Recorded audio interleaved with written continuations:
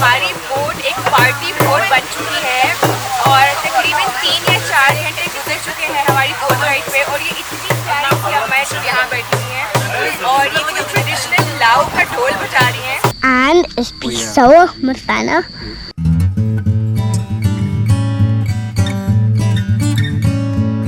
हमने आज का लैंड बॉर्डर क्रॉसिंग का सफ़र शुरू किया from Chiang rise bus stop. ये बस स्टॉप हमारे लिए बहुत स्पेशल है बिकॉज कुछ दिन पहले हमने म्यांमार का सफ़र यहीं से शुरू किया था। When we arrived here, we met this really lovely monk और इन्होंने हमें ये ब्रेसलेट्स बना दी as a form of good luck. दूसरी अच्छी बात ये थी कि हर 30 मिनट बाद बसेस जा रही थी टूवर्ड्स चियांगखोंग जहाँ से हमें लैंड बॉर्डर क्रॉसिंग करनी थी। तो हमने भी जल्दी से सामान रखा बस में and we headed to the 7-Eleven।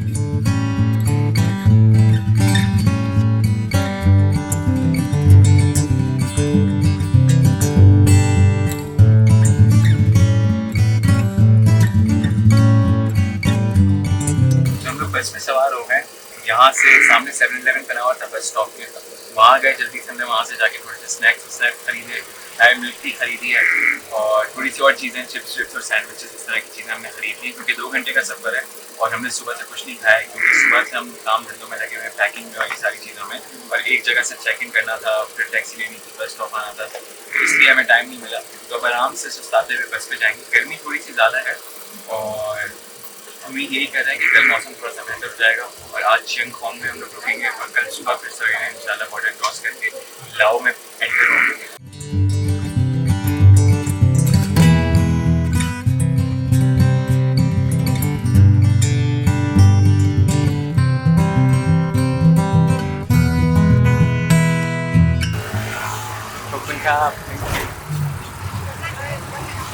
पैसे नहीं लिए के पैसे बच गए। अब इसकी मैं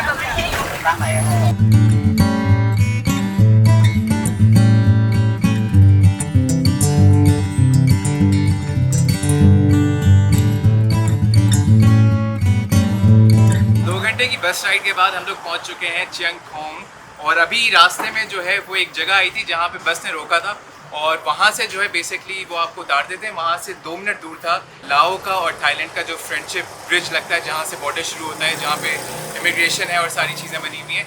हम वहाँ पे इसलिए नहीं उतरे क्योंकि हम एक रात रुकेंगे। थाईलैंड का पीछे इतने आराम से नहीं छोड़ रहे हैं हम। इंशाल्लाह प्लान यही है कि सुबह सवेरे अर्ली मॉर्निंग हम निकलें। सबसे पहले हम जाएं थाई लाओ फ्रेंडशिप ब्रिज पे, वहाँ पे हम जाके सबसे पहले एग्जिट स्टैंप लगवाएंगे थाईलैंड का और उसके बाद फिर हम इमिग्रेशन जाएंगे और फिर एंटर होंगे लाओ में। तो बस राइड के हवाले से अगर मैं बात करूँ तो बहुत कंफर्टेबल बस राइड थी। खिड़कियाँ खुली हुई थी तो फ्रेश हवा के झोंके जो है वो मुंह पे लग रहे थे और बिल्कुल आरामदेह सफ़र था। आज गर्मी भी निस्बतन बेहतर है, कम है बाकी दिनों से भी। कल परसों बहुत ज़्यादा शदीद गर्मी पड़ रही थी। तो बेसिकली हमें जिस जगह जाना है लाओ में, उस जगह का नाम है लुआंग प्रबांग और लुआंग प्रबांग का जो ऑप्शन हमने चूज़ किया है वो है स्लो बोट का।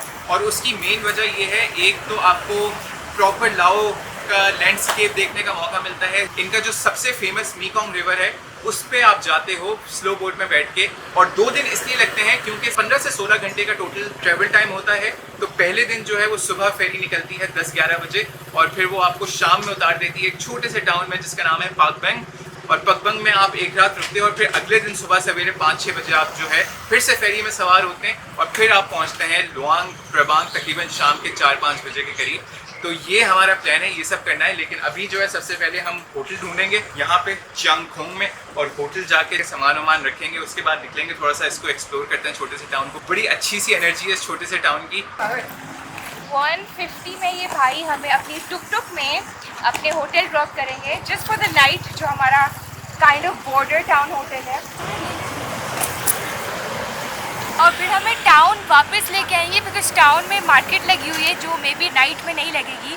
सो वी गोना कम बैक। 150 मुनासिब है। देसी फैमिलियों का सामान थोड़ा ज़्यादा होता है, right? Too much stuff. Tuk में सामान नहीं आ रहा पूरा। तो अल्लाह अल्लाह करके भाई ने हमारा सारा सामान टुक में फिट किया और हम निकल गए अपने होटल की जानिब। और हमारा होटल एक निहायत of the grid border front जगह पे वाक़ई था। हम लोग केले के और नारियल के बागात से होते हुए अपने होटल तक पहुंचे और जब वहां पहुंचे तो पता चला कि ये एक रिटायर्ड आर्मी कपल ओन करता है। तो हमारे होटल का नाम पन्ना कलोंग था और पहुंचते के साथ ही हमने जल्दी से चेक इन किया और अपना सामान कमरे में रखा। उसके बाद हमने फटाफट से टुक पकड़ी और हम सीधा पहुंचे चियांग खोंग की स्ट्रीट फूड मार्केट। और थाईलैंड का मार्केट सीन जो है वो वैसे भी बहुत जबरदस्त है, तो हमने वहाँ पे तरह तरह की चीजें देखी। ताज़ा मछली बिक रही थी, उसके साथ साथ वहाँ पे नायाब फ्रूट जो हैं वो वहाँ पे लोकल फल फरोश बेच रहे थे, जिसमें मैंगो स्टीन भी हमने ट्राई किया। और उसके साथ साथ हमने वहाँ पे एक जोरदार किस्म का लोकल ऑथेंटिक थाई डिजर्ट भी ट्राई किया, जो कि दूध से बना था और उसमें रंग बिरंगी कलरफुल जेलीज भी थी, बहुत ही जबरदस्त था। और वहाँ पे खाने पीने के आइटम्स के साथ साथ कपड़े, मलबूजात और इस तरह की चीजें भी लोग बेच रहे थे। खैर आखिर में हमने एक जबरदस्त किस्म की ग्रिल्ड फिश ली, सीधा होटल पहुंचे, कांटे निकाले मछली में से, मछली खाई और गट करके सो गए। अगले दिन सुबह सादिक के टाइम पे मुर्गे की अजान पे हमारी आंख खुली और हम सीधा मुंह हाथ धो के पहुंच गए अपने होटल के साथ वाक़े एक रेस्टोरेंट में। वहां हमने जोरदार किस्म का नाश्ता किया, अंडे खाए ब्रेड के साथ, चाय वाय पी और उसके बाद हम तैयार हो गए बॉर्डर तक जाने के लिए। और इस होटल की सबसे अच्छी बात ये थी कि ये बॉर्डर से निहायत करीब था। 2 मिनट में भाई ने हमारा सारा सामान लोड किया गाड़ी में और हमें ड्रॉप कर दिया बॉर्डर तक। Bye Thailand.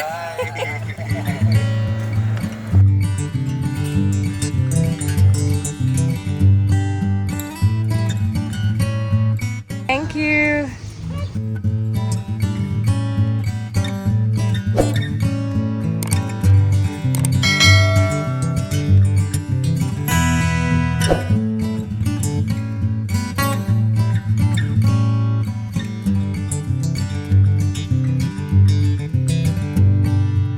तो हमने थाई इमिग्रेशन क्रॉस कर लिया है, एग्ज़िट कर लिया है और अब हमने लिया है अपनी बस की टिकट और अपनी स्लो बोट की ticket as well as the transfer in between. तो वैसे 25 बात ईच लगता है for the bus through no man's land, और ये हमें थाई लाओ फ्रेंडशिप बॉर्डर से दूसरी तरफ लेके जाइए। फिर वहाँ इमिग्रेशन अभी हमें करनी पड़ेगी वहाँ की एंट्री, लेकिन ये बस हम पकड़ेंगे और फिर हमें टुक टुक पकड़ के स्लो बोट पियर जाना है। तो वो सब हमने अभी ख़रीद लिया है और स्लो बोट की टिकट 2 दिन की भी हमने ले ली है और ये हमें तकरीबन लगे हैं 150 हमारे ऑस्ट्रेलियन डॉलर। Let's go.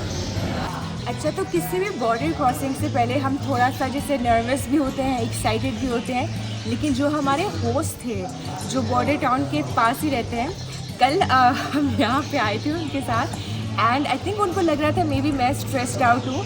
वो रात के 9 बजे हमें यहाँ ले आए बॉर्डर और आई वाज लाइक ये यहाँ कहाँ ले आए हमें। ही वाज लाइक ये बॉर्डर है, तुम्हें दूसरी तरफ जाना है सिर्फ, और वो ये कह रहे हैं नो वरीज नो टेंशन। और उस वक्त के बाद आई थिंक हमें टेंशन नहीं हुई। हमारे पीछे इस वक्त ऑफ सीज़न में बस लिटरली पैक्ड होने वाली है अभी, और ये प्रॉबली सारे लोग स्लो बोट की तरफ जाएंगे या ये होए जाई में स्टे करेंगे, लेकिन अभी ऑफ सीज़न है। पीक सीज़न में आई थिंक इतना रश होता होगा कि हर 10 मिनट बाद ये बस चल रही होती है। अच्छा, यहाँ पे जल्दी से मैं एक और चीज़ ऐड कर दूँ, वो ये कि हमने काफ़ी लैंड बॉर्डर क्रॉसिंग्स की हैं। हम लोग जॉर्डन से इजराइल गए थे, इजराइल से हम लोग वापस जॉर्डन आए थे, फिर जॉर्डन से सऊदी अरब गए थे और काफ़ी बॉर्डर क्रॉसिंग्स करने के बाद थोड़ा बहुत एक्सपीरियंस हो गया है। लेकिन जितनी भी हमने अब तक बॉर्डर क्रॉसिंग्स की हैं, मेरे ख्याल से ये वाली जो बॉर्डर क्रॉसिंग है ये सबसे ज़्यादा स्मूथली हुई है और सबसे ज़्यादा ऑर्गेनाइज्ड है। वो इसलिए मैं कह रहा हूँ कि एक तो प्रॉपर इन्होंने यहाँ पे बिल्डिंग बनाई हुई है, जो बॉर्डर कंट्रोल ऑफिस बना हुआ है, इमिग्रेशन ऑफिस बना हुआ है और बहुत दूर से आपको नज़र आ जाता है, मतलब अच्छा खासा बड़ा, जैसे कोई प्रॉपर एयरपोर्ट या ट्रेन स्टेशन की बिल्डिंग हो वैसी बनाया हुआ है इन्होंने। और यहाँ पे सारी फैसिलिटीज़ हैं, यहाँ पे साफ़ सुथरे टॉयलेट्स बनाए हुए हैं, ATM मशीन लगी हुई है, कैफ़े बना हुआ है, सीटिंग एरिया बनाया हुआ है और सर्विस जो है वो ऑन पॉइंट है। तो इस पर मैं 10 on 10 दूंगा थाईलैंड को, क्योंकि यहाँ पे जितनी भी हमने अब तक सर्विसेज यूज़ की हैं, जितनी भी मोड्स ऑफ ट्रांसपोर्टेशन हमने यूज़ किए हैं, सारे जो हैं वो बहुत अच्छे थे, बहुत स्मूथली सारी चीज़ें हो गई थी। अल्लाह का लाख लाख शुक्र है। अब हम लोग खैर थाईलैंड से निकल गए, बस अब हमें यहाँ से बस लेके जाना है लाओ के इमिग्रेशन ऑफिस तक और फिर वहाँ से पूरा वो चेक इन का सिलसिला शुरू होगा, जहाँ पे हम लोग स्टैंप इन करेंगे, कस्टम्स चेक होंगे और सामान चेक होगा, इमिग्रेशन होगी, उसके बाद हम लोग एंटर हो जाएंगे इंशाल्लाह लाओ में। और ये जो अभी लॉट निकल रही है, सुबह की सबसे पहली लॉट है, अभी 8 भी नहीं बजे, 7:45 हो रहे हैं यहाँ पे, और इसके बाद पूरे दिन जो है ये इस तरह से सिलसिला जो है वो चलता रहता है। हर 1-1 घंटे 2-2 घंटे बाद जो है यहाँ से बसेस जाती रहती हैं।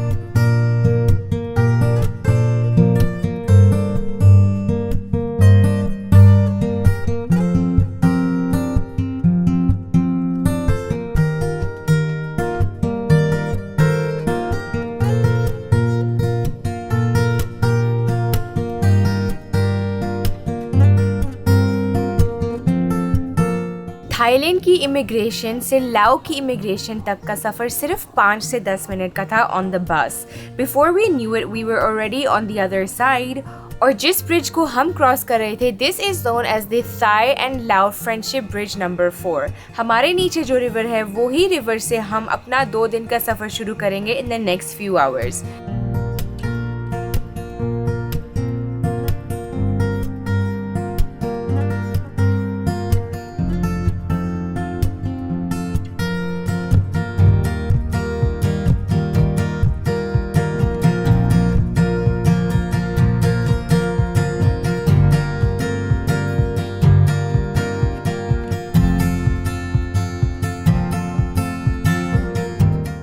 कस्टम्स पहुंच गए हैं एट लाओ और हमें 2 फॉर्म्स फिल करने पड़ रहे हैं। एक काइंड ऑफ ऐसा फॉर्म है and then we got this one as well. तो ये जल्दी से भरेंगे and then we have to go through. तो जब आप बिल्कुल एंटर करते हो इमिग्रेशन पे यहाँ एक बड़ा सा साइन होता है वीज़ा ऑन अराइवल और यहाँ पे फॉर्म्स होते हैं लाइक 2 किस्म के फॉर्म्स होते हैं। तो हमने पूरी इन्फॉर्मेशन डाल दी है और यहाँ पेमेंट होगी और हमें अपनी पासपोर्ट साइज़ फ़ोटो भी देनी है जो कि हमने ऑलरेडी रखी हुई थी साथ। तो विंडो 1 यहाँ बनी हुई है, यहाँ पे हम ये सारे फॉर्म्स पासपोर्ट हर चीज़ देंगे, पेमेंट करेंगे और नंबर 2 पे हमारा नाम जब कॉल आउट करेंगे फिर हमें मिल जाएगा अपना वीज़ा।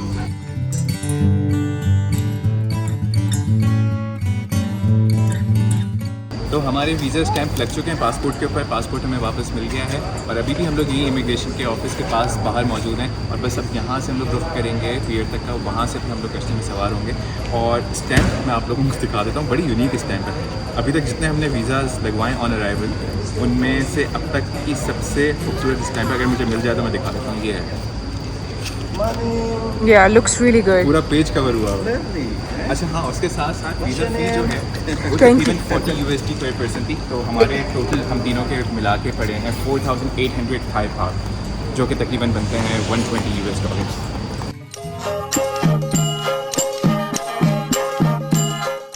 लाओ के बॉर्डर पे पहुंचते के साथ ही हम लोग सवार हुए एक सुजुकी नुमा वैन में और उस वैन में बैठते के साथ ही भाई ने हमारे हाथ में कागज और कलम थमा दिया और हमसे हमारी डेट ऑफ बर्थ, हमारी नेशनैलिटी और सिग्नेचर लिए और तकरीबन आधे घंटे का सीनिक सफर तय करने के बाद हम पहुंचे हुआ जाई के स्लो बोट पियर पे। पियर पे एक निहायत खूबसूरत झोपड़ी नुमा कैफे बना हुआ था और सब ने इसी में भलाई जानी कि यहाँ से कुछ खाने पीने का बंदोबस्त कर लेते हैं क्योंकि आगे सफर बहुत लंबा होने वाला है। खैर, तो हमने भी कुछ खाने पीने की चीजें वहां से खरीदी और सीधा सवार हो गए स्लो बोट पे। अच्छा, एक बात तो तय है कि इस बोट पे चढ़ने से पहले हमारी तवक्कुआत इस पूरी बोट राइड को लेके कुछ ज्यादा अच्छी नहीं थी। हमें यही लग रहा था कि ये सफर जो है वो निहायत थका देने वाला होगा और बहुत लंबा होगा। लेकिन मजे की बात यह है कि बोट पे सवार होते के साथ ही हमारी तवक्कुआत जो है वो बिल्कुल गलत साबित हुई और हमें लोकल्स के थ्रू मीकोंग डेल्टा रिवर के बारे में बड़ी जोरदार किस्म की हिस्ट्री और इन्फॉर्मेशन जानने का मौका मिला। लोकल्स ने हमें ये बताया कि मीकोंग delta river south east Asia का लॉन्गेस्ट रिवर है, जबकि दुनिया का 12th लॉन्गेस्ट रिवर तस्वुर किया जाता है। मीकोंग डेल्टा रिवर की कुल लंबाई तकरीबन 4350 किलोमीटर्स है। लोकल्स ने हमें मीकोंग डेल्टा रिवर के बारे में एक और बहुत इंटरेस्टिंग फैक्ट बताया और वो ये कि ये दुनिया का वाहिद ऐसा रिवर है जो इतनी सारी कंट्रीज से होता हुआ गुजरता है। तो लोकल्स का कहना ये है कि इसकी शुरुआत चाइना के साउथ ईस्टर्न किंगहाई प्रोविंस से होती है, वहां से होता हुआ ये जाता है बर्मा, लाओस, थाईलैंड, कैम्बोडिया और खत्म होता है वियतनाम में। साथ साथ बोट के कैप्टन ने हमें ये भी बताया कि दुनिया भर में होने वाली सीजनल वेरिएशंस की वजह से और उसके साथ साथ मीकोंग डेल्टा रिवर में मौजूद डिफरेंट रैपिड्स और वाटरफॉल्स की मौजूदगी की वजह से यहाँ नेविगेशन निहायत मुश्किल है और इसी वजह से स्लो बोट का कैप्टन बनने के लिए कम से कम 11 साल का एक्सपीरियंस दरकार है। इसके साथ साथ हमें ये भी पता चला कि स्लो बोट के मालकान जो हैं वो इसी स्लो बोट में ट्रेवल करते हैं और इसी वजह से इस स्लो बोट को होम बोट भी कहा जाता है। उसके साथ साथ बोट की पिछली साइड पे एक मेकशिफ्ट किचन भी था जहां वो खाना पकाते हैं और उसके साथ साथ एक साफ सुथरा टॉयलेट भी था।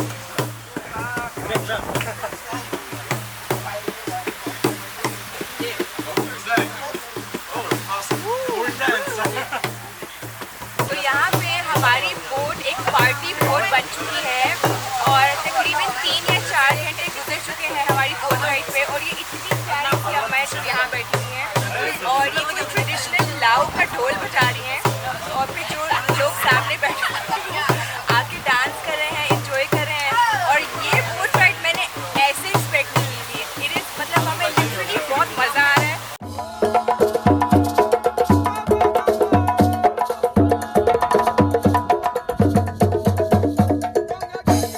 अच्छा, तो तकरीबन 3 घंटे गुजर चुके हैं, हम लोग पूरे सही से जो है निकल गए हैं और अभी भी हम लोग अपनी बोट में सवार हैं। हम लोग जा रहे हैं पकबैंग की तरफ। तो पकबैंग तक का जो सफ़र है वो तकरीबन है 7 से 8 घंटे तक का और पकबैंग जो है वो हाफ वे थ्रू है और वहाँ से फिर आपको मज़ीद 7 से 8 घंटे लगते हैं लुआन प्रवान पहुँचने में, जो कि हम कल सुबह करेंगे इंशाल्लाह।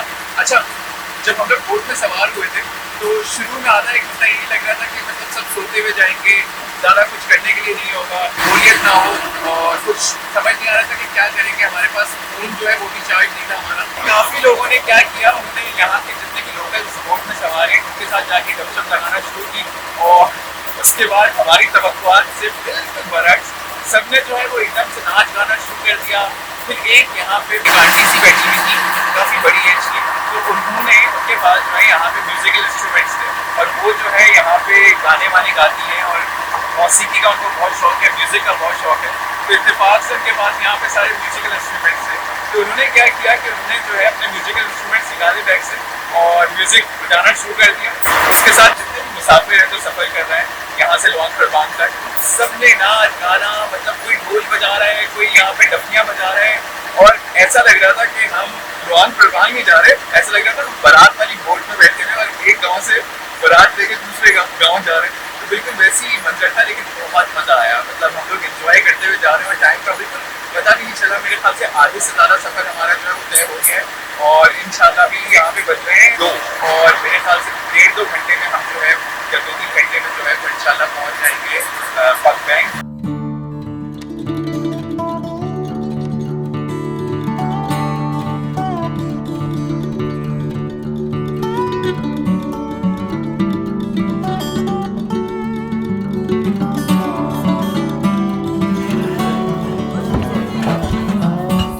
तो हम फाइनली 7 घंटों के बाद पहुंच चुके हैं पकबैंग और आज रात का हमारा स्टे यहाँ पे होगा। सारे लोग उतर गए हैं बोट से और अल्हम्दुलिल्लाह बहुत अच्छा गया सफ़र। लकीली मौसम बहुत अच्छा था। अच्छा, ये सीट्स का बता दूँ, देर लाइक बस सीट्स, बहुत कंफर्टेबल और बहुत अच्छी सीट्स हैं। ये फिक्स नहीं है बोट में, थोड़ी सी ये हिल रही हैं। इंतहाई कंफर्टेबल, मतलब तकरीबन सारे लोग ही सोते हुए जा रहे थे एक्सेप्ट जो लोग नाच रहे थे। तो अब हम उतरेंगे and we gonna find a hotel for tonight.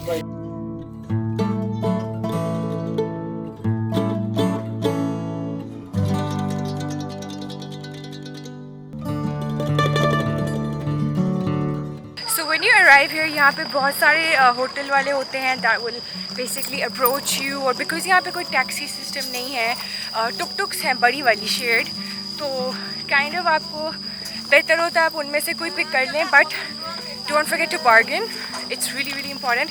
मतलब जिनके साथ हम स्टे करेंगे आज दे स्टार्टेड लाइक 600 और हम देंगे 350 हाथ। So ya can get in the tuk tuk, फिर होटल पहुँच के दिखाते हैं।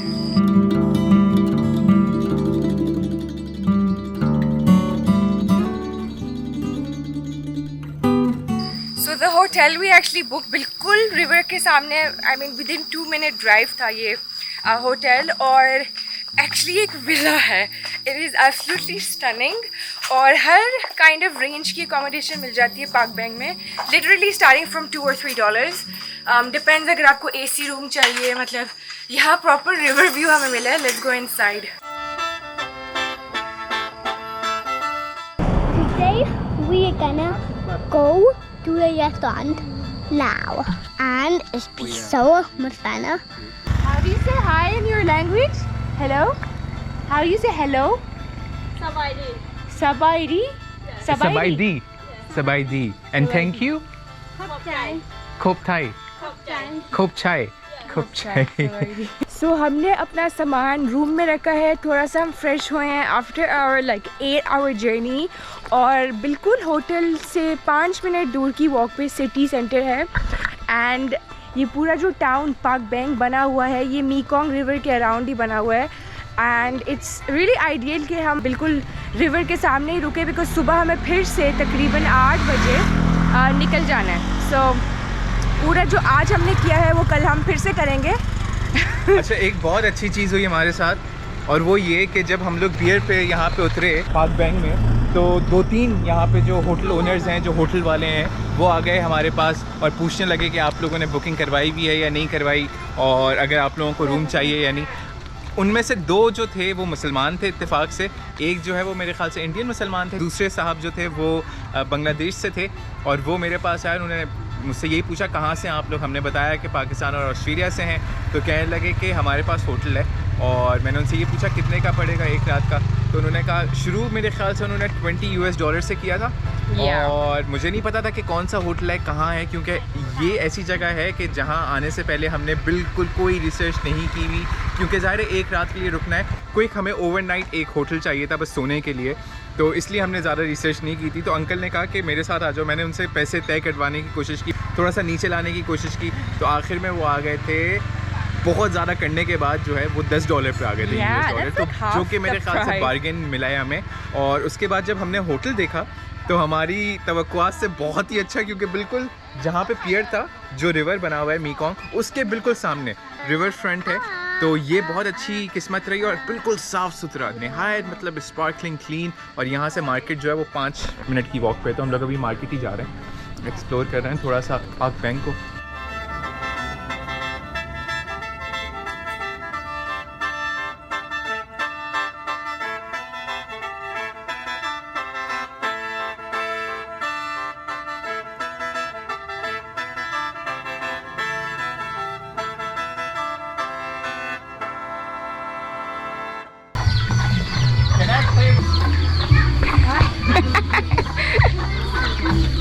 Oh, sorry.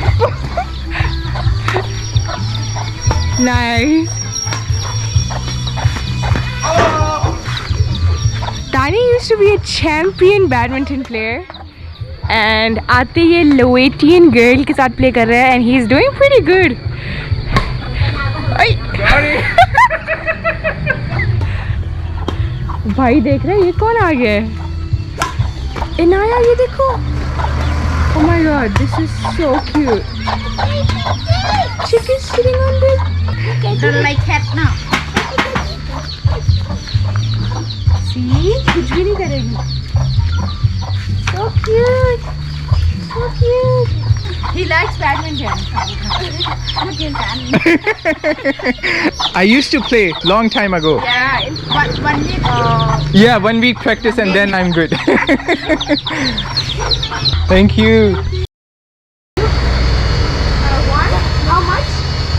5 baht. तो यहाँ पे फ्रेश गन्ने का जूस हमें मिला है। आई थिंक हमें अभी पहुँचे हुए आधा 1 घंटा भी नहीं हुआ। गन्ने का रास्ता हम लोग ले ही रहे हैं, लेकिन उसके साथ यहाँ पे हमें ये कोने में जो है इनका रिवायती चूल्हा नज़र आया है। चूल्हा क्या, वो उन्होंने बस लकड़ियाँ जलाई हुई हैं और एक छोटी सी चीज़ है जिसके अंदर लकड़ियाँ जला के वो डाल रहे हैं और उसी को मेकशिफ्ट चूल्हा बनाया हुआ है।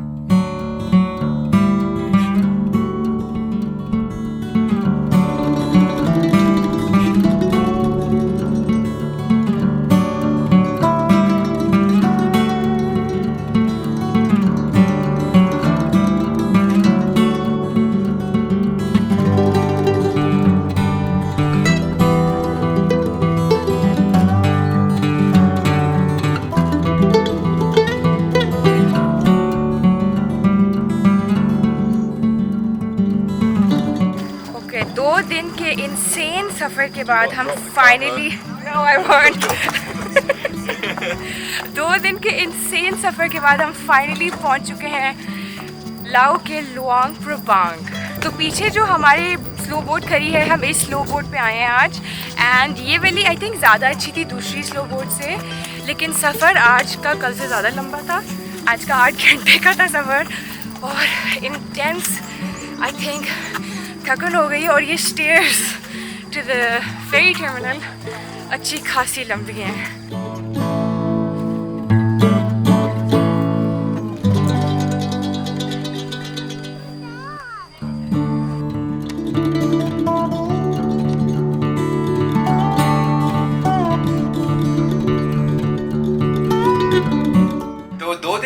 इंटेंस ट्रेवल के बाद हम लोग बिलाखिर पहुंच चुके हैं लाओ के बड़े खूबसूरत टाउन में जिसका नाम है लुआंग प्रबांग। और लुआंग प्रबांग में बस अभी हमने फटाफट से चेक इन किया अपने होटल में, और जिस होटल में हम लोग रुक रहे हैं 4 रातों के लिए उसका नाम है विला उइस। और विला उइस जो है इसकी सबसे अच्छी बात यह है कि एक तो लोकेशन बहुत आइडियल है, वो इसलिए क्योंकि यहाँ से सिटी सेंटर जो है वो मुश्किल से 5-10 मिनट की वॉक है, और यहाँ पे नाइट मार्केट लगती है। ये सारी चीज़ें हम एक्सप्लोर करेंगे आने वाली आगे की जो लुआंग प्रबांग की फुल ऑन वीडियो होगी उसके अंदर।